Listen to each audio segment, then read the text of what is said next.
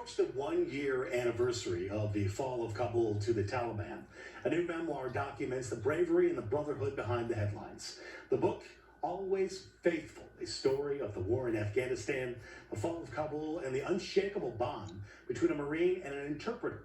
Co-written by a Marine and his former interpreter, Major Thomas Schueman, joining us today with more on this story. And you are a Chicago native and a Marist grad, so you're very familiar with WGN. We welcome you. Sir, thanks for having me. So we're approaching the one-year anniversary, and everybody knows kind of like, we saw the images, they're coming out of Afghanistan, but behind the scenes, very few people know the process. So take us inside what this book is all about. At its core, it's about friendship, it's about family, and it's about keeping promises. Much of the book is set in the war in Afghanistan from 2010 and 2012, but the book culminates with the evacuation out of the Kaya airport there in Kabul. And so the book chronicles my interpreter's attempts to escape from the airport, from his perspective, living it there in Kabul, and my perspective coordinating it from my kitchen in Newport, Rhode Island at the time. So you first were in country, was it in 2010? Yes, sir. So tell me a little bit about what your responsibilities were and how pivotal and instrumental it was to have an interpreter, and this gentleman's name is Zach. Sure. I was a platoon commander, infantry platoon commander in 2010. I was there to locate, close with, and destroy the enemy by fire and maneuver. But to do that, I often had to engage with the local populace to speak to the locals. That's where the interpreter comes in.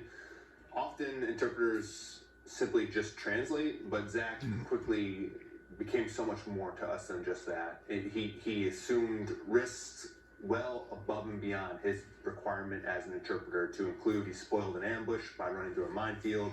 He would hold security with a weapon if one of my Marines was injured. So he quickly became a member of the platoon. At great peril and danger to himself and his family. So the question always is, why did he do it? He was trying to make a better day. I guess that's the simple answer. He'll tell you, and you can get it in the book, because we have a alternating narrative structure in the book where he writes a chapter, I write a chapter. So you'll hear it from him, but he always believed that Afghanistan's best hope was through his U.S. partner forces. And so he didn't desire to leave Afghanistan. He always wanted a brighter Afghanistan. That was his belief. That was his hope. He was born there. He loves the country.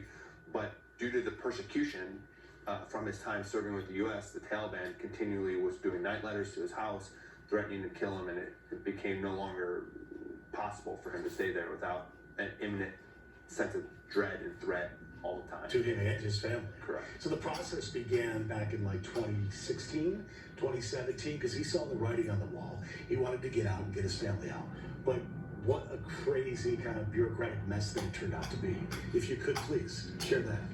Sure. The U.S. established a program called the Special Immigration Visa Program, which was designed to support our allies and partners who served alongside us in Afghanistan.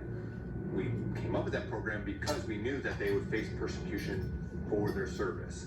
They would be killed. Killed, yes. And so Zach submitted his application in 2016. I helped write some letters of recommendation. And for the next 5 years, we were unable to advance his application because there was a 3-month gap of his service that we couldn't find the HR letter to support. And so, but when in 2021, when the president made the announcement that we would be gone by the end of August, that's when we kind of went full court press and said, we got to do whatever it takes to get you out of here. So you had 2 failed attempts. We got about a little less than a minute left. 2 failed attempts. The third attempt was literally him knocking on the doors, trying to get into the airport, and you're back at home trying to navigate through all of this bureaucratic mess.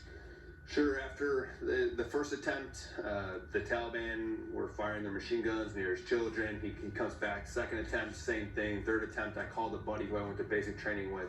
He was a pilot. He jumped the gate with some of his PJ friends and pulled him. Got him in. He went to a third country, now he's in San Antonio. Major Thomas Schueman, we thank you so much. The book is Always Faithful. It is a really good narrative, a nice read, and it takes you to where the action was. Thank you for your service. Thanks for having me.